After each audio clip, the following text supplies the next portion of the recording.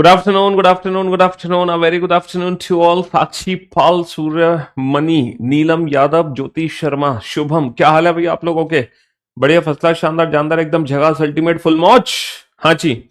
तो मैं उम्मीद करता हूं जो मशीन इनपुट के बेसिक लेक्चर्स मैंने आप लोगों को अपलोड करवाए थे वो बेसिक लेक्चर्स आप लोगों ने देख लिए होंगे, है ना? ऐसी उम्मीद हम कर सकते हैं। वो वाली वो फाइल लगा देना, है ना? वो बेसिक लेक्चर्स आप लोगों ने जरूर देख लिए होंगे। और आज जो हम कराने वाले हैं, है ना, आज जो हम कराने वाले हैं, या अभी मत लगाओ फाइल, व्हाट्सएप पर करती, चलो ठीक है, मैं लगा दूंगा अपनी मर्जी से। आज हम शुरू करने वाले हैं सिटिंग अरेंजमेंट एंड पजल।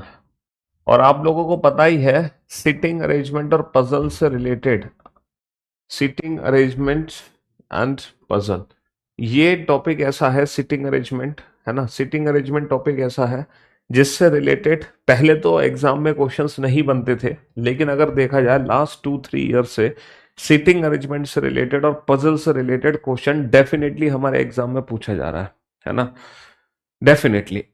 तो ये ट्रेंडिंग क्वेश्चन है सिटिंग अरेंजमेंट, भले ही आपका एग्जाम, ठीक है, हाँ जी, चाहे आप सीजीएल मेंस का पेपर दे रहे हो या यूपीएसआई का पेपर दे रहे हो या रेलवे का कोई भी पेपर दे रहे हो, भाई देखो, कोई भी जो बच्चा होता है ना, वो एक एग्जाम ओरिएंटेड नहीं होता। हम जब सरकारी नौकरी की तैयारी करते हैं तो जितने भी गवर्नमेंट जॉब्स के एग्जाम्स होते हैं, हम उन सारे एग्जाम्स को फिल करते हैं और उन सारे एग्जाम्स को देते हैं, राइट? हाँ जी। और उन्हीं सारे गवर्नमेंट एग्जाम्स को देखते हुए सीटिंग अरेंजमेंट एक ऐसा टॉपिक है जिससे क्वेश्चन हमारे एग्जाम में पूछा ही पूछा जा रहा है और पजल से रिलेटेड भी पूछा जा रहा है। अच्छा, अगर मैं सीटिंग अरेंजमेंट की बात करूं तो सीटिंग अरेंजमेंट में ना दो टाइप के क्वेश्चन हमारे बनते हैं। एक क्वेश्चन बनता है क्लोज फॉर्म में, क्लोज फॉर्म वो अरेंजमेंट जो चारों तरफ से बंद होती है। एक क्वेश्चन बनता है ओपन फॉर्म में, ओपन फॉर्म जिसमें क्वेश्चंस होते हैं रो और कॉलम वाले, यानी कि जब पर्सन्स को हम कहाँ बैठाते हैं, जब पर्सन्स को हम पंक्ति में बैठाते हैं। हमारे एग्जाम में एक पंक्ति भी हो सकती है, दो भी हो सकती है ना? तीन पंक्ति नहीं होती है, या तो एक पंक्ति वाला क्वेश्चन आता है हमारे एग्जाम में, या फिर दो पंक्ति वाला क्वेश्चन आता है जिसमें दो पंक्तियां होती हैं। ये क्वेश्चन हमारे एग्जाम में बनते हैं ओपन फॉर्म से रिलेटेड। अगर मैं क्लोज फॉर्म की बात करूं तो क्लोज फॉर्म सर्कुलर फॉर्म भी होती है, क्लोज फॉर्म पेंटागन फॉर्म भी हो सकती है, क्लोज फॉर्म हमारी हेक्सागन भी हो सकती है। मतलब वो अरेंजमेंट जो चारों तरफ से बंद होती हैं। क्लोज फॉर्म हमारी स्क्वायर और रेक्टेंगल भी हो सकती है। ये दो टाइप के क्वेश्चन हैं जो हमारे एग्जाम में बनते हैं, ठीक है? हाँ जी, ये दो टाइप के क्वेश्चन है जो हमारे एग्जाम में बनते हैं, क्लोज और ओपन फॉर्म, बिल्कुल जी हाँ। अब सबसे पहले मैं आपको डिस्कस करूंगा कि क्लोज फॉर्म के क्वेश्चन किस तरीके से एग्जाम में पूछे जाते हैं और ये क्वेश्चन सॉल्व कैसे होते हैं, है ना? क्लोज फॉर्म के क्वेश्चन किस तरीके से हमारे एग्जाम में पूछे जाते हैं, तो सबसे पहले, अच्छा, दोनों ही टाइप को सॉल्व करने की जो अप्रोच है वो अलग अलग है। क्लोज फॉर्म के क्वेश्चन डिफरेंट अप्रोच से सॉल्व होते हैं, ओपन फॉर्म के क्वेश्चन डिफरेंट अप्रोच से सॉल्व होते हैं। इन दोनों क्वेश्चंस को सॉल्व करने की अप्रोच ही अलग अलग है। तो सबसे पहले हम क्लोज फॉर्म स्टार्ट करते हैं पढ़ना, सबसे पहले हम क्लोज फॉर्म स्टार्ट करते हैं पढ़ना। क्लोज फॉर्म में तीन टाइप के क्वेश्चंस आते हैं। क्लोज फॉर्म में अगर मैं बात करूं सीटिंग अरेंजमेंट में, तो क्लोज फॉर्म के तीन टाइप के क्वेश्चन है जो हमारे एग्जाम में बनते हैं। अच्छा, अभी जो मैं क्लोज फॉर्म ले रहा हूं, अभी जो मैं क्लोज फॉर्म ले रहा हूं ना, अभी जो मैं क्लोज फॉर्म ले रहा हूं, वो क्लोज फॉर्म ले रहा हूं मैं अभी आपकी किससे रिलेटेड, अभी जो मैं क्लोज फॉर्म ले रहा हूं वो क्लोज फॉर्म में ले रहा हूं मेरे भाई, मेरे दोस्त, ठीक है, सर्कुलर फॉर्म। हालांकि मैं सर्कल की जगह रेक्टेंगल बना दूं या पेंटागन बना दूं या हेक्सागन बना दूं, उनका सबका मीनिंग एक ही है। तुम ये मत सोचना कि सर पेंटागन का क्वेश्चन अलग मेथड से सॉल्व होगा, रेक्टेंगल का क्वेश्चन अलग मेथड से सॉल्व होगा, ऐसा कुछ भी नहीं है। जैसे सॉल्व होगा रेक्टेंगल वैसे ही सॉल्व होगा पेंटागन, वैसे ही सॉल्व होगा सर्कल, ठीक है? ये सब कुछ एक ही मेथड से सॉल्व होते हैं, है ना? इन सब के पीछे एक ही सेम लॉजिक लगता है, दूसरा लॉजिक इनके पीछे लगता ही नहीं है। तो अगर मैं बात करूं क्लोज फॉर्म की, तो क्लोज फॉर्म के अंदर भी ना थ्री टाइप्स के क्वेश्चन है। पहली जो टाइप है when all are facing centre, first type है when all are facing centre. दूसरी टाइप है when all are facing opposite to the centre. जितने भी लोग वृत्त के चारों तरफ बैठे हैं सबका मुख कहाँ है, केंद्र से बाहर की ओर। जितने भी लोग बैठे हैं वृत्त के चारों ओर सबका मुख कहाँ है, केंद्र की ओर। और जो तीसरी टाइप है बेटा, वो मिक्स्ड अरेंजमेंट है, मिक्स्ड, जिसमें कुछ लोगों का फेस तो सेंटर की तरफ होता है और कुछ लोगों का फेस सेंटर से बाहर होता है। तो कितने टाइप के क्वेश्चन बनते हैं यहाँ पे बनते हैं 3 टाइप्स के क्वेश्चन। यहाँ पे 3 टाइप के क्वेश्चन बनते हैं, when all are facing centre, when all are facing opposite to centre और मिक्स्ड अरेंजमेंट। ये 3 टाइप के क्वेश्चन है जो क्लोज फॉर्म में बनते हैं। तीनों ही टाइप को सॉल्व करने की एक ही ट्रिक है। ओपन फॉर्म में 2 टाइप के क्वेश्चन है, या तो सिंगल कॉलम या डबल कॉलम, और इन दोनों क्वेश्चन को सॉल्व करने की एक ही ट्रिक है। कहने का मतलब है सिटिंग अरेंजमेंट में 2 अप्रोच है। पहली अप्रोच है इस क्वेश्चन को बनाने की, दूसरी अप्रोच है इस क्वेश्चन को बनाने की। तो सबसे पहले मैं डिस्कस करता हूं कि क्लोज फॉर्म के जो क्वेश्चन है, क्लोज फॉर्म के जो क्वेश्चन है उनकी क्या ट्रिक है, वो क्वेश्चन बेसिकली सॉल्व कैसे होते हैं, इन क्वेश्चंस को किस मेथड से हम सॉल्व कर सकते हैं, और इन क्वेश्चंस को सॉल्व करने की एग्जैक्टली अप्रोच क्या है ना। कोई तो अप्रोच होगी इन क्वेश्चंस को सॉल्व करने की, कुछ तो अप्रोच होगी इन क्वेश्चंस को सॉल्व करने की। चलिए, तो सबसे पहले मैं क्लोज फॉर्म से शुरू करूंगा, और जो आपके क्वेश्चंस उठाए जाएंगे ना, वो बिल्कुल बेसिक से जीरो लेवल से उठाए जाएंगे। जो आपके क्वेश्चंस उठाए जाएंगे वो बिल्कुल बेसिक से उठाए जाएंगे, है ना। और स्टेप बाय स्टेप मैं क्वेश्चंस का जो लेवल है वो इंक्रीज करता जाऊंगा, step by step. Pen drive काम क्यों नहीं कर रही हमारी? स्टेप बाय स्टेप मैं क्वेश्चन का क्या करता जाऊंगा, लेवल इंक्रीज करता जाऊंगा। अबे,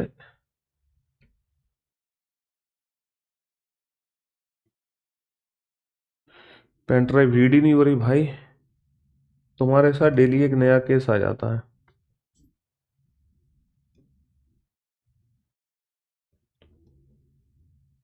हाँ, अब हुई है।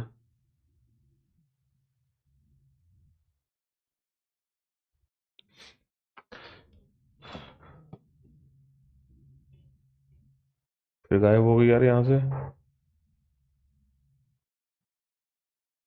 ये तो कमाल हो गया जी।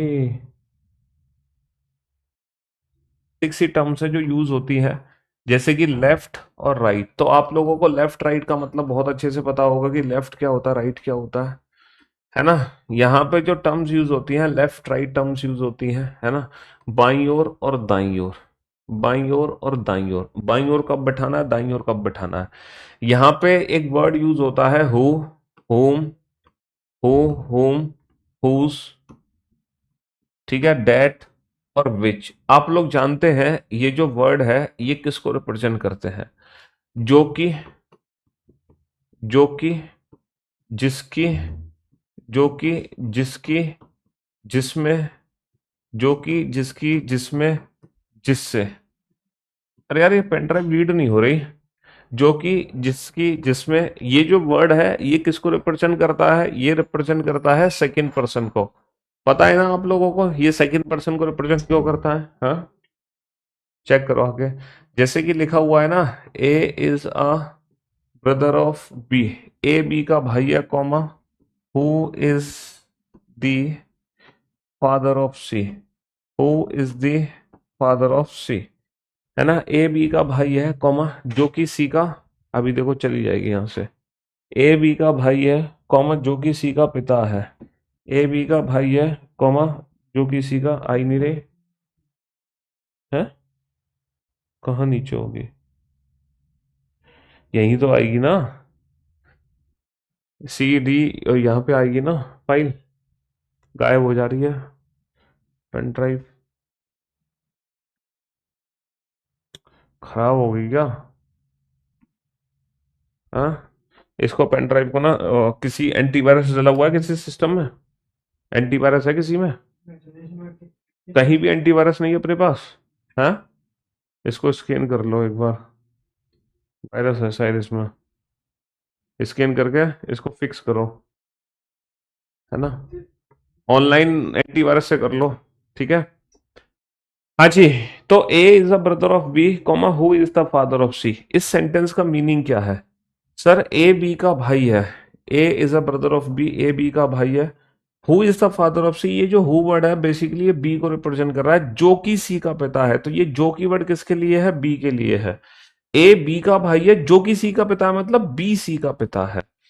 तो आप लोग इस चीज को बहुत अच्छे से पहचानते हैं। और ऐसे ही सेंटेंस में जो वर्ड यूज होते हैं, एंड, वाइल, ठीक है, बट, ये वर्ड यूज होते हैं ना सेंटेंस में, और, जबकि, ठीक है, लेकिन, किंतु, परंतु, ये जो वर्ड होते हैं ये यूज होते हैं फर्स्ट पर्सन के लिए। देखो, फर्स्ट पर्सन ए है, सेकंड पर्सन बी है, तो हु यूज होता है सेकंड पर्सन के लिए। अगर यहीं पे लिखा होता A is a brother of B, A is a brother of B, comma, and is the and is the father of C. अगर मान लो ये लिखा होता and is the father of C, A B का भाई है, कॉमा, और सी का पिता है ना, ये होता ए बी का भाई है, ए बी का भाई है, कॉमा, और सी का पिता है, तो A is a brother of B, A B का भाई है, समझ रहे हो, कॉमा, और सी का पिता है, तो ये एंड वर्ड फर्स्ट पर्सन को रिप्रेजेंट करता है, यानी कि ए बी का भाई है और ए ही सी का पिता है। तो इस दोनों सेंटेंस में आप लोगों को बहुत अच्छे से मतलब समझ आ रहा होगा, क्योंकि ये चीज ना सीटिंग अरेंजमेंट में काफी यूज होती है। सीटिंग अरेंजमेंट चैप्टर को अगर सॉल्व करना चाह रहे हो तो इन तीनों का मतलब पता होना तुम्हें बहुत जरूरी है। अगर तुम्हें इन तीनों का मतलब नहीं पता तो फिर सीटिंग अरेंजमेंट का क्वेश्चन बनाना तुम्हारे लिए क्या हो जाता है, बहुत ही मुश्किल हो जाता है, बहुत मुश्किल हो जाता है। फिक्स करिए क्या?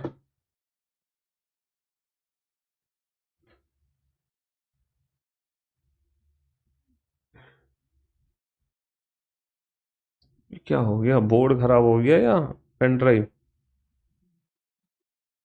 There is a problem with the device. Scan the device now and fix it. Scan and fix.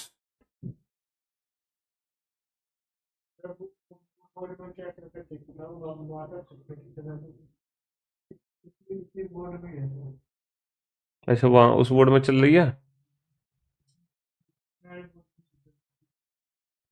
इसी में दिक्कत आ गई है, हाँ।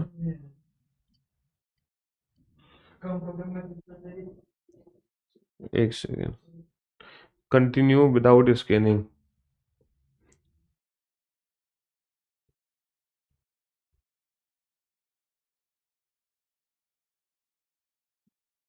यहाँ से गायब हो जा रही है, वहां तो दिख रही है।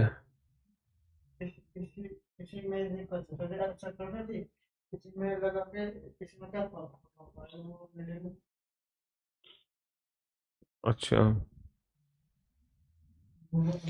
कोई नहीं, इसको इसको मैंने बोला, देखना वो दीपा बैठी हुई है, टाइपिस्ट। हाँ, दीपा।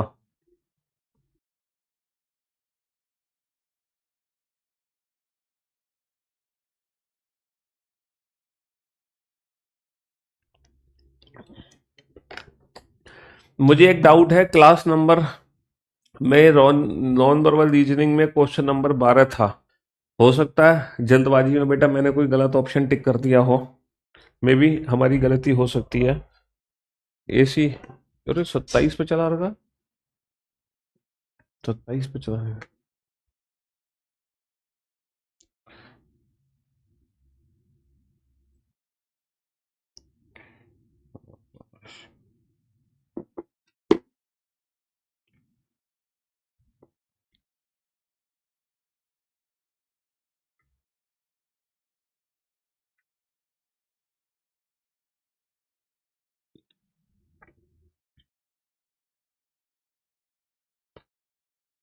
चलिए साहब, तो सबसे पहले हम पहला क्वेश्चन बनाने की कोशिश करेंगे और मैं आपको बताऊंगा कि किस तरीके से क्वेश्चन है जो हमारे एग्जाम में पूछे जाते हैं, किस तरीके के क्वेश्चन है जो हमारे एग्जाम में पूछे जाते हैं सीटिंग अरेंजमेंट के, और उन क्वेश्चंस को बनाना कैसे है। सबसे पहले मैं शुरुआत करूंगा बेटा क्लोज फॉर्म से।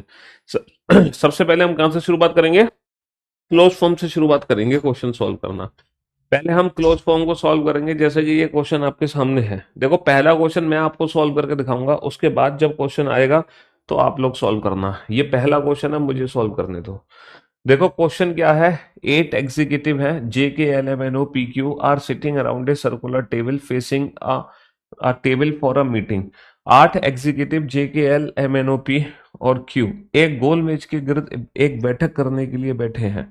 समझ रहे हो, 8 हैं, जो एक गोल मेज के गिर्द बैठे हैं, क्या करने के लिए? बैठक करने के लिए बैठे हैं। तो सर्कुलर फॉर्म में आपको क्या करना है, पहले तो जो जहां बैठा है ना वो बना दो। अगर सर्कल के चारों तरफ बैठा है तो सर्कल बना दो, पेंटागन के चारों तरफ बैठा है पेंटागन बना दो, रेक्टेंगल के चारों तरफ बैठा है रेक्टेंगल बना दो। और जितने भी लोग हैं सबको एक साथ बैठा दो। जैसे 8 लोग हैं ना, तो 8 को एक साथ बैठा दो। 1 2 3 4 5 6 7 8, 8 लोग हैं, 8 को एक साथ बैठा दिया। हाँ सर, हमने बिल्कुल बैठा दिया 8 को एक साथ। अच्छा, सारे के सारे मीटिंग करने के लिए बैठे हैं, तो अगर मीटिंग करने के लिए बैठे हैं तो सबका फेस किधर होगा? सर ऑब्वियस सी बात है, अगर मीटिंग करने के लिए बैठे हैं तो जो सबका फेस है वो होगा सेंटर की तरफ। ऑल आर फेसिंग सेंटर, सबका जो मुख होगा वो केंद्र की तरफ होगा। तो सर हमने सबका फेस कहाँ कर दिया? हमने सर सबका फेस कर दिया केंद्र की ओर कर दिया। बहुत बढ़िया।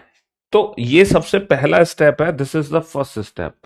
ये फर्स्ट स्टेप है क्लोज फॉर्म के क्वेश्चन को सॉल्व करने का, कि सबसे पहले वो बनाओ जहां लोग बैठे हैं और जितने लोग हैं सबको एक साथ बैठा दो विद फेस, अगर आपको फेस पता है तो।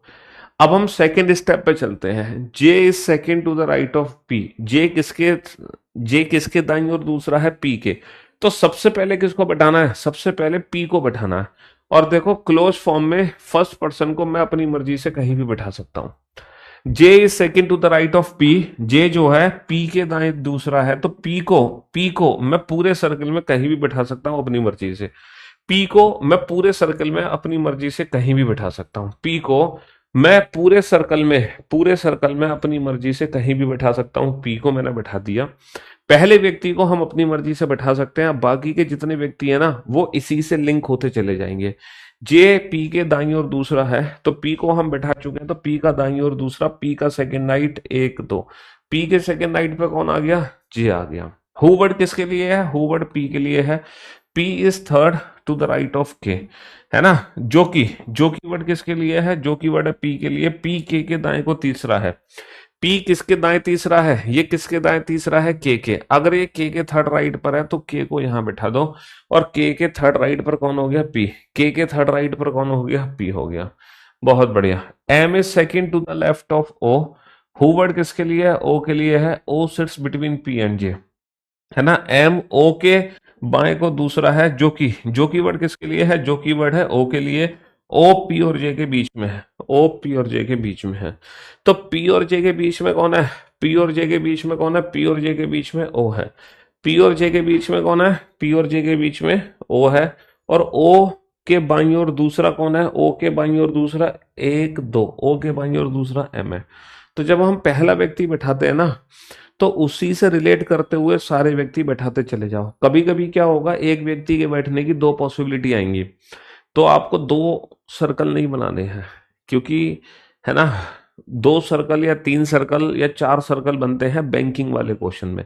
जब हम बैंकिंग के क्वेश्चन करते हैं ना सिटिंग अरेंजमेंट के, तो वहां पे ना एक क्वेश्चन को 3 या 4 सर्कल में सॉल्व करते हैं। लेकिन आपके एग्जाम में मैक्सिमम 2 सर्कल बनेंगे, 2 से ज्यादा नहीं बनेंगे। बहुत रेयर केस होगा जब 3 सर्कल बनेंगे। तो अगर 2 पॉसिबिलिटी आती है तो आप 2 पॉसिबिलिटी शुरू में मत बनाओ, पहले सारे पॉइंट जो लिंक हो रहे हैं वो लिंक कर लो। अगर उसके बाद भी लिंक नहीं हो पा रहे तो आप 2 पॉसिबिलिटी बना सकते हो। वो अभी आपको आगे पता चल जाएंगी कैसे बनेंगी। एल के या एन का पड़ोसी नहीं है बेटा। एल जो है के साथ नहीं आएगा। अगर एल के साथ नहीं आएगा तो एल को यहां बैठाओ। अच्छा, जो एल है वो एन के साथ भी नहीं आएगा, तो फिर एन को यहां बैठाएंगे। और बचा कौन बैठने के लिए? क्यू। तो क्यू को यहां बैठा दो और अरेंजमेंट हमारी कंप्लीट हो गई। और अरेंजमेंट हमारी कंप्लीट हो गई। और अरेंजमेंट हमारी कंप्लीट हो गई। बहुत बढ़िया। अब ये क्वेश्चन पूछे गए हैं उसी इंफॉर्मेशन से रिलेटेड, तो मैं एक बार क्वेश्चन को फिर से रिपीट कर देता हूं जल्दी से। एक बार क्वेश्चन को मैं फिर से रिपीट कर देता हूं आप लोगों के लिए। टोटल 8 व्यक्ति हैं, 8 को बैठा दो with all are facing centre. सबका मुख कहाँ है? सबका मुख केंद्र की ओर है। With all are facing centre. Total 8 व्यक्ति हैं, 8 को बैठा दिया with all are facing centre. बहुत बढ़िया, बहुत बढ़िया। पहला पॉइंट क्या था? पहला पॉइंट था J is second to the right of P. J P के दाईं ओर दूसरा है, तो सबसे पहले मैंने पी को बैठाया था। और पी के सेकेंड राइट पे कौन था? जे था। J is second to the right of P. Who is third to the right of K. Who word किसके लिए था? पी के लिए था। P is third to the right of K. P जो है वो के दाईं ओर तीसरा है। अगर ये के दाईं ओर तीसरा है तो मैं के को कहां बैठाऊं? जहां से ये थर्ड राइट दिखे। सर के को मैं यहां बैठाऊंगा और यहां से ये थर्ड राइट दिखेगा। अगला पॉइंट था M is second to the left of O who sits between P and J. Who word किसके लिए था? ओ के लिए। ओ किस किस के बीच में था? ओ था पी और जे के बीच में, पी और जे के बीच में। और ओ के सेकंड लेफ्ट पे कौन है? ओ के सेकंड लेफ्ट पे एम है। अगला पॉइंट था अगला पॉइंट था अगला पॉइंट था L is not the immediate neighbour of के और एन। एल जो है ना तो के के साथ है ना ही एन के साथ। तो अगर एल के के साथ नहीं है तो एल को यहां बैठाएंगे, और जो एल है वो एन के साथ भी नहीं है तो मैं एन को यहां बैठाऊंगा, और बचा कौन? क्यू। ये अरेंजमेंट हमारी कंप्लीट हो गई। मैंने पूरा क्वेश्चन फिर से रिपीट कर दिया है ना। चलिए साहब, पहला पॉइंट है who is opposite to Q. Q के विपरीत कौन बैठा? Who is opposite to Q. Q के विपरीत कौन बैठा? अगला पॉइंट है जे के बाएं दूसरे स्थान पर कौन है? जे के बाएं दूसरे स्थान पर कौन है? जे के बाएं दूसरे स्थान पर कौन है? अगला पॉइंट है के और एम के बीच कौन है? के और एम के बीच में कौन है? के और एम के बीच में कौन है? के और एम के बीच में एन है। अगला पॉइंट है के दाईं और दूसरे स्थान पर कौन है? Who is second to the right of K दाईं और दूसरे स्थान पर कौन है? तो बेटा के का फेस अंदर है तो के सेकंड राइट पे कौन है? के सेकंड राइट पे एम है। अगला पॉइंट है who are immediate neighbour of N. N के इमीडिएट नेबर कौन से हैं? एन के इमीडिएट नेबर है के एंड एम। एन के इमीडिएट नेबर है के एंड एम। एन के इमीडिएट नेबर है के एंड एम। समझ रहे हो? हाँ जी।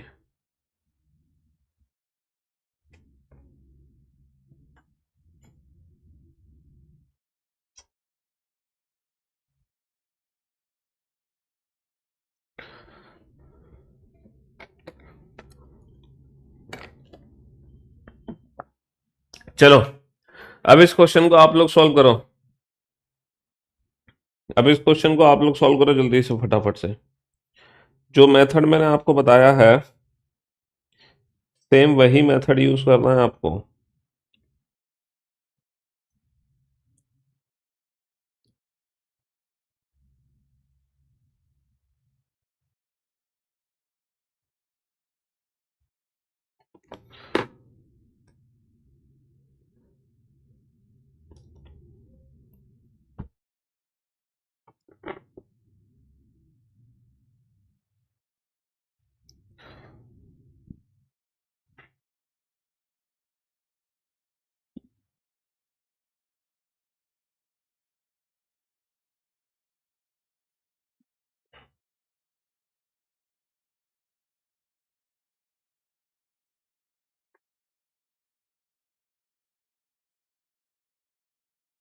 जल्दी से सॉल्व करो इस क्वेश्चन को।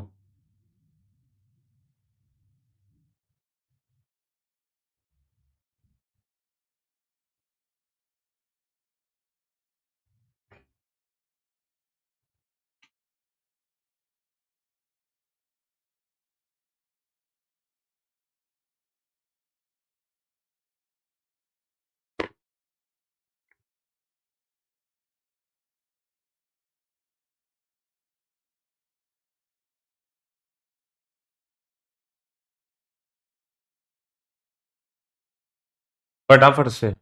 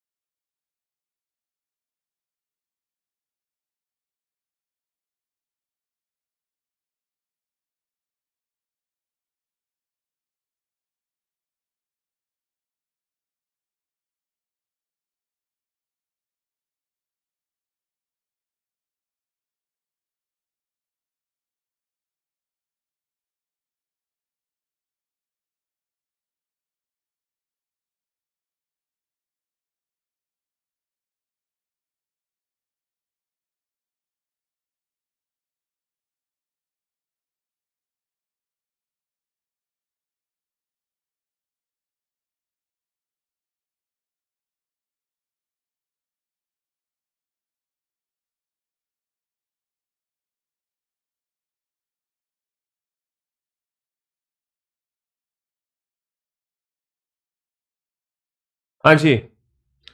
चलिए साहब, तो मेरे दोस्तों, मेरे भाइयों, मेरे जिगर के टुकड़ों, A B C D E F G H केंद्र की ओर मुख करके एक वृत्त के चारों ओर बैठे हैं। वृत्त बनाओगे? कितने लोग हैं? 8 लोग हैं। सबको बैठा दो। 1, 2, 3, 4, 5, छः, सात, आठ, सबका मुंह कहाँ है? केंद्र की ओर है।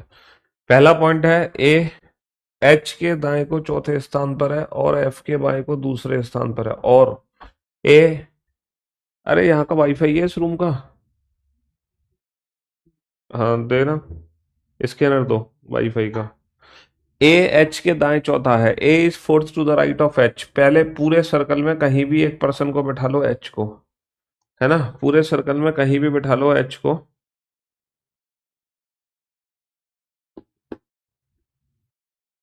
तो पूरे सर्कल में हमने किसको बैठा दिया? एच को बैठा दिया। अपनी मर्जी से कहीं भी बैठा सकते हो आप एच को, है ना, अपनी मर्जी से आप कहीं, हो गया, अपनी मर्जी से आप कहीं भी बैठा सकते हो एच को। और एच का फोर्थ राइट, एक दो तीन चार, A is fourth to the right of H. और वर्ड किसके लिए है? ए के लिए। ए एफ के बाएं को दूसरे स्थान पर है। ये जो ए है ये एफ के बाएं दूसरे स्थान पर है। किसके बाएं दूसरे स्थान पर है? एफ के। तो एफ को मैं कहाँ बैठाऊंगा सर? एफ को मैं यहाँ बैठाऊंगा। और एफ के बाएं दूसरे स्थान पर कौन आ गया? एफ के बाएं दूसरे स्थान पर ए आ गया। बहुत बढ़िया। सी एफ और बी का पड़ोसी नहीं है। अच्छा ये बताओ, अगर सी एफ के साथ भी नहीं आएगा और बी के साथ भी नहीं आएगा, तो सी अगर एफ के साथ नहीं आएगा तो सी तीन जगह आ सकता है। सी अगर एफ के साथ नहीं आएगा तो सी तीन जगह आ सकता है, तीन। देखो, पर्सन का जो लेफ्ट और राइट है ना, वो पर्सन के फेस के अकॉर्डिंग है। जैसे कि पर्सन का फेस अंदर है ना, तो उसका राइट और लेफ्ट हमारे अकॉर्डिंग होगा। जो हमारा राइट वो इसका राइट, जो हमारा लेफ्ट वो इसका लेफ्ट। हाँ, जैसे कि ये अरेंजमेंट थी ना, जैसे इसका ये राइट होगा और ये लेफ्ट होगा, है ना। पर्सन का फेस अंदर है तो अपने अकॉर्डिंग देखो, ये इसका राइट है, ये इसका लेफ्ट है। और अगर फेस बाहर है तो बाहर का राइट इधर होगा और लेफ्ट ऊपर होगा। फेस बाहर है तो राइट, अपने अकॉर्डिंग बेटा, राइट और लेफ्ट देखो अपने अकॉर्डिंग। आप अपने अकॉर्डिंग राइट और लेफ्ट देखोगे खुद को इमेजिन करके कि आपका फेस अंदर है, तो अब आपका राइट और लेफ्ट कहाँ होगा? अच्छा, सी को मैं तीन जगह बैठा सकता हूँ। मैंने सी सी को तीन जगह बैठा दिया, बहुत बढ़िया। अब कोई ऐसा पॉइंट देखो जो सी से रिलेटेड हो। सर डी जो है सी के दाईं और तीसरे स्थान पर है। D is third to the right of C. D is third to the right of C. अब मुझे एक बात बताओ, अगर मैं सी को यहाँ बैठाता तो क्या इसके थर्ड राइट पे डी आ सकता है? इसका थर्ड राइट, एक दो तीन, यहाँ पे सर कभी भी डी नहीं आ सकता, यानी कि यहाँ सी को नहीं बैठा सकते। अगर मैं सी को यहाँ बैठाता, क्या इसके थर्ड राइट पे डी आ सकता है? इसका थर्ड राइट, एक दो तीन, यहाँ पे कभी भी डी नहीं आ सकता। अगर मैं सी को यहाँ बैठाऊं तो इसका थर्ड राइट, एक दो तीन, डेफिनेटली यहाँ पे डी आ जाएगा। डेफिनेटली यहाँ पे डी आ जाएगा। डेफिनेटली यहाँ पे डी आ जाएगा। बहुत बढ़िया। इसका मतलब ये है, हमें पता चल गया सी को सिर्फ और सिर्फ एक ही जगह बैठा सकते हैं। अच्छा, जो सी था वो एफ का भी पड़ोसी नहीं है और जो सी है वो बी का भी पड़ोसी नहीं है। तो बी को मैं यहाँ नहीं बैठा सकता, तो फिर बी को मैं यहाँ बैठाऊंगा, बी को मैं यहाँ बैठाऊंगा। ठीक है। जी के अगले स्थान पर नहीं है। एच जो है कभी भी जी के अगले स्थान पर नहीं है। H never sit next to G. बेटा नेक्स्ट का मतलब पता है क्या होता है? नेक्स्ट का मतलब लेफ्ट और राइट दोनों होता है। नेक्स्ट का मतलब होता है इमीडिएट नेबर, अगला स्थान मतलब पड़ोसी, है ना। तो जो एच है वो जी के अगले स्थान पर नहीं है, तो जी को मैं एच के साथ नहीं बैठा सकता। जी को मैं यहाँ बैठाऊंगा। बचा कौन? बचा कौन? ई। और ये अरेंजमेंट हमारी कंप्लीट हो गई। बचा कौन? ई। ये अरेंजमेंट कंप्लीट हो गई। अचलताल नौरंगाबाद पे भंडारा खाने आ जाओ। नौरंगाबाद पे भी हो रहा है और अचलताल पे भी हो रहा है भंडारा। दोनों जगह अलग अलग कैसे हो रहा भाई?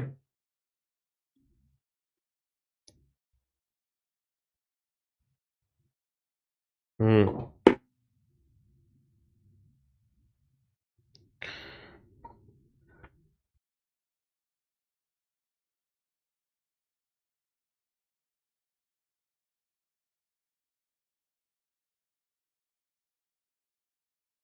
चलिए साहब, तो अब इससे रिलेटेड क्वेश्चन हमसे ये पूछे गए हैं, लेकिन मैं क्वेश्चन को दोबारा से रिपीट कर देता हूँ, एक बार और जल्दी से रिपीट कर देता हूँ, ताकि अगर पहली बार सॉल्व करने में किसी को दिक्कत हो तो वो दोबारा से इस क्वेश्चन का सॉल्यूशन देख ले। अगर आपको पहली बार सॉल्व करने में दिक्कत है तो सॉल्यूशन देख लोगे। पहला पॉइंट क्या था? पहला पॉइंट था ए एच के दाएं चौथे स्थान पर है, तो एच को बैठाओ। एच के दाएं चौथे स्थान पर ए को बैठा दो। ए एच के दाएं चौथे स्थान पर है और और और और एफ के बाएं दूसरे, और वर्ड किसके लिए था? ए के लिए। जो ए है ना वो एफ के बाएं दूसरे स्थान पर है, तो एफ को मैं यहाँ बैठाऊंगा, तभी तो एफ के सेकंड लेफ्ट पे ए आएगा। भाई एफ का फेस अंदर है, एफ का लेफ्ट इधर हो गया, एफ के बाएं दूसरे स्थान पर ए यहाँ पर आएगा। बहुत बढ़िया, बहुत बढ़िया। अगला पॉइंट था सी जो है एफ के साथ नहीं है, तो सी को मैं यहाँ भी बिठा सकता हूँ, यहाँ भी, यहाँ भी, लेकिन सी के थर्ड राइट पे डी आना चाहिए। इसके थर्ड राइट पे कभी भी डी नहीं आ सकता, इसके थर्ड राइट पे कभी भी डी नहीं आ सकता। तो इससे हमें पता चल गया कि जो सी है उसकी जो पोजीशन है, जो सी की पोजीशन है वो ये है, इसका थर्ड राइट एक दो तीन, और जो सी था वो बी के साथ नहीं आएगा, तो बी को मैं यहाँ बैठा दूंगा, और जो एच है वो जी के साथ नहीं आएगा, जी को मैं यहाँ बैठा दूंगा। बचा कौन? बचा ई। अरेंजमेंट हो गई कंप्लीट। बी और डी के बीच में कौन है? बी और डी के बीच में कौन है? बी और डी के बीच में एफ है। बहुत बढ़िया। एफ के दाएं तीसरे स्थान पर कौन है? एफ का दायां तीसरा, एक दो तीन, एफ के दाएं तीसरे स्थान पर कौन है? ई है ना। डी के पड़ोसी कौन है? डी के पड़ोसी कौन है? ए और एफ। डी के पड़ोसी कौन है? ए और F. Who is opposite to G? G के विपरीत कौन है? जी के विपरीत कौन है? जी के विपरीत बी है। Who is opposite to G? G के विपरीत कौन है? जी के विपरीत बी है। नीचे दिए गए युग्मों में से कौन सा युग्म में पहला व्यक्ति दूसरे व्यक्ति के ठीक दाईं ओर बैठा है? ये वाला क्वेश्चन सॉल्व करो तुम। ये वाला क्वेश्चन सॉल्व करो फटाफट से। पहला व्यक्ति दूसरे व्यक्ति के ठीक दाईं ओर है, क्या बी जो है एच के ठीक दाईं ओर है? क्या एच के ठीक दाईं ओर बी है? सर एच के ठीक दाईं ओर बी नहीं है। क्या ए एफ के ठीक दाईं ओर है? क्या ए एफ के? सर एफ के ठीक दाईं ओर ए नहीं है, एफ के ठीक दाईं ओर ए नहीं है। क्या ई सी के ठीक दाईं ओर है? सर सी के ठीक दाईं ओर, सी के ठीक दाईं ओर ई नहीं है, लेकिन जो ई है वो 100% एच के दाईं ओर होगा। देखो, ई जो है 100% एच के इमीडिएट राइट पर है। ई जो है एच के इमीडिएट राइट पर है। ई जो है एच के इमीडिएट राइट पर है। ये जो पांचवा क्वेश्चन था ये बढ़िया क्वेश्चन था। ये पांचवा क्वेश्चन बढ़िया क्वेश्चन था, है ना। ये बढ़िया क्वेश्चन था। चलो फटाफट से इस क्वेश्चन को बनाओ, जल्दी से, जल्दी से सॉल्व करो फटाफट से।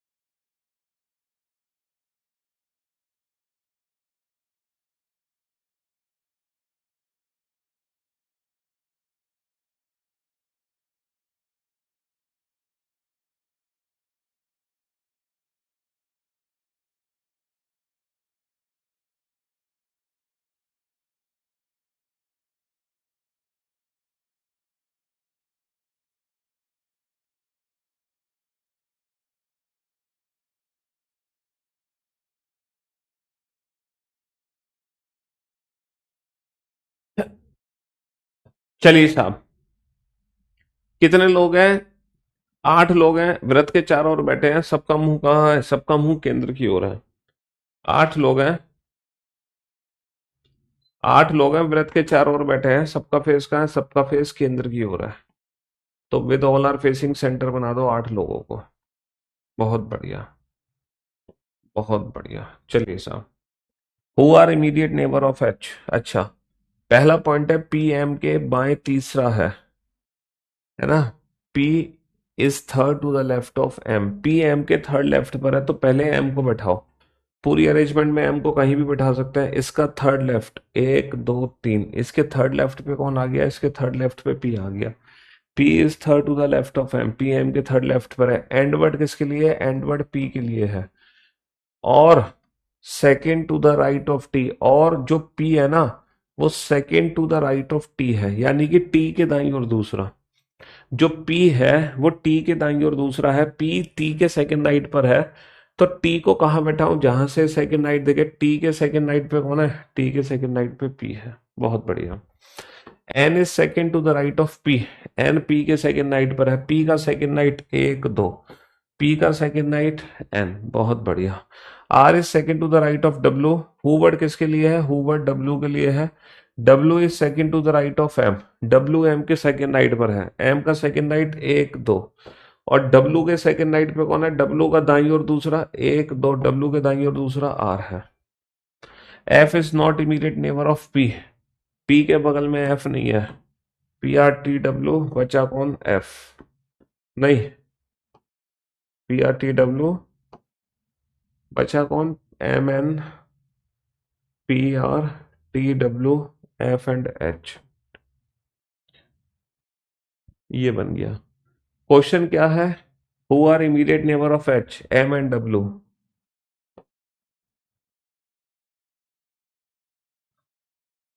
कुछ गड़बड़ हो गई क्या? P is third to the left of M and second to the right of T. N is second to the right of P, P के सेकेंड राइट में एन है। R is second to the right of W, W is second to the right of M. ठीक है। F is not an immediate neighbour of P. अच्छा, ये गड़बड़ हो गई। F is not an immediate neighbour of P, P के साथ F नहीं है, तो एफ को मैं यहां बैठाऊंगा। बचा कौन? H. Who are immediate neighbour of H? H के इमीडिएट नेबर कौन है? N and P. एच के इमीडिएट नेबर कौन है? F, P and M. बहुत बढ़िया। अच्छा, बाकी इससे रिलेटेड जो क्वेश्चन है ये भी आप सॉल्व कर ही लोगे। आप अरेंजमेंट बनाओ। चलो फटाफट से अरेंजमेंट बनाओ जल्दी से।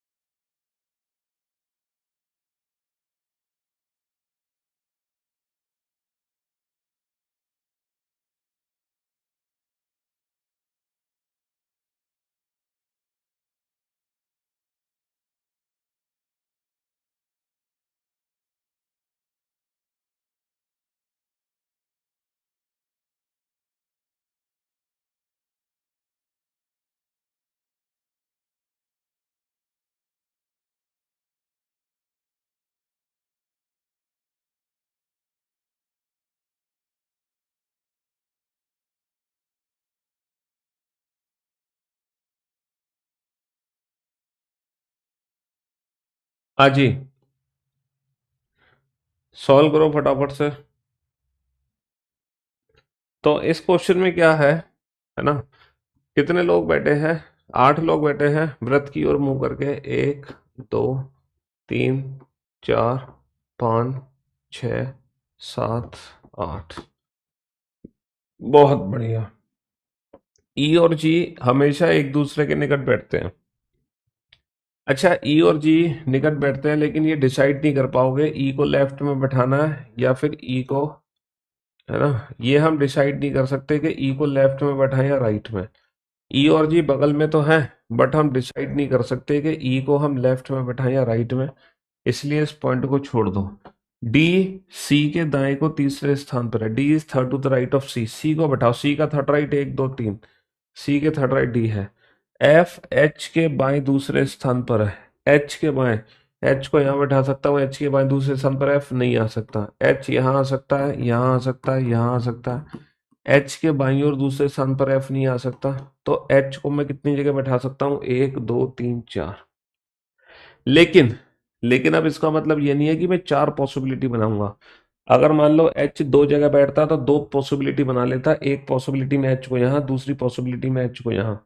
लेकिन 4 4 पॉसिबिलिटी कभी नहीं बनाते। आगे बढ़ो, आगे बढ़ो, कोई ऐसा पॉइंट देखो जो सी और डी से रिलेटेड हो। सर एच जो है डी और सी का पड़ोसी नहीं है।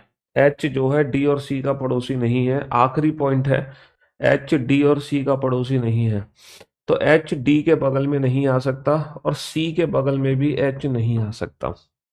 तो एच अगर डी और सी का पड़ोसी नहीं है, एच अगर डी और सी का पड़ोसी नहीं है, तो एच को सिर्फ मैं यहीं बैठाऊंगा, इसके अलावा कहीं और नहीं बैठा सकता। बस पता चल गया हमें। तो थोड़ा पेशेंस, ऐसा नहीं कि 4 4 सर्किल। हाँ, 2 सर्किल आप बना सकते हो, 4 4 सर्किल बनते हैं बेटा बैंकिंग एग्जाम में, लेकिन आपका बैंक का पेपर तो है नहीं, तो आपको 4 पॉसिबिलिटी की जरूरत नहीं है, 2 पॉसिबिलिटी मैक्सिमम बना सकते हो। ज्यादा से ज्यादा 3 बना लो। सी, अच्छा एफ जो है एच के बाएं दूसरे स्थान पर था। एच के सेकंड लेफ्ट, एच का लेफ्ट इधर होगा, एच का बायां 1, 2, एच के बाईं और दूसरे स्थान पर एफ है। अच्छा, पहला पॉइंट हमने छोड़ा था ई और जी बगल में है। अब ई और जी बगल में कहाँ आ सकते हैं? सर ई और जी बगल में यहीं आ सकते हैं। ई और जी बगल में यहीं आ सकते हैं, इसके अलावा नहीं आ सकते। ई और जी बगल में यहीं आ सकते हैं, है ना। सी कभी भी ए के स्थान पर नहीं है, ए के अगले स्थान पर। सी कभी भी ए के अगले स्थान पर नहीं है, ए को मैं यहां नहीं बैठा सकता, तो ए बैठेगा यहां। जबकि डी कभी जी के अगले स्थान पर नहीं है। डी कभी जी के अगले स्थान पर नहीं है। डी अगर जी के अगले स्थान पर नहीं है, जी के अगले स्थान पर नहीं है, तो जी को मैं यहां नहीं बैठाऊंगा, जी को मैं यहां बैठाऊंगा और ई को मैं यहां बैठाऊंगा। बचा कौन? बी। ये अरेंजमेंट हो गई कंप्लीट। ठीक है, ये अरेंजमेंट हो गई हमारी कंप्लीट, है ना।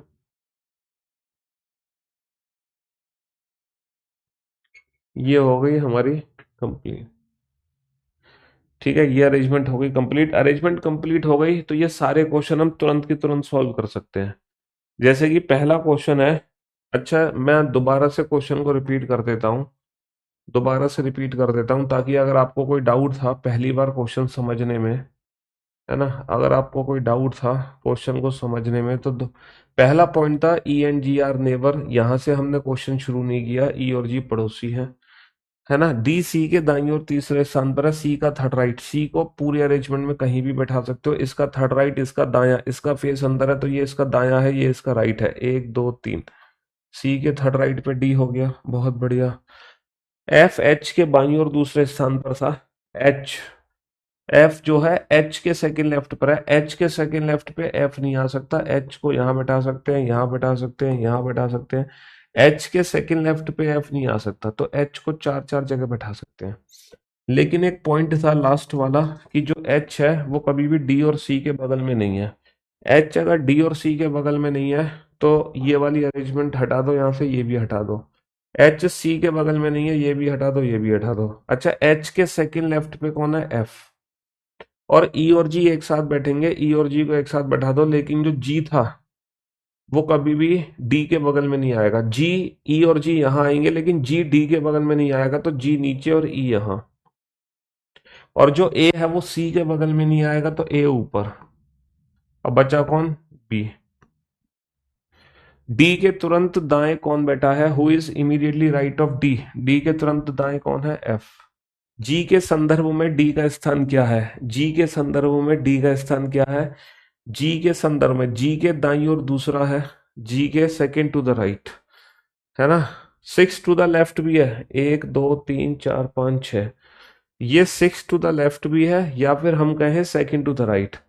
जो डी है वो जी के बाईं ओर छठे स्थान पर भी है, और जो डी है वो जी के दाईं ओर दूसरा भी है। Who is fourth to the left of A? बेटा जब 8 लोग बैठते हैं तो फोर्थ लेफ्ट का मतलब अपोजिट। ए के सामने कौन है? ए के सामने जी है। ए के सामने कौन है? ए के सामने जी है, जी। ए के सामने जी है, ए के सामने जी है। चलिए, तो आज के लिए सिर्फ इतना ही रखते हैं, हम मुलाकात करते हैं सीधा आप लोगों से मंडे को। आज है फ्राइडे, वीकेंड का बार, सैटरडे संडे छुट्टी होती है। अब हमारी मुलाकात होगी सीधा मंडे।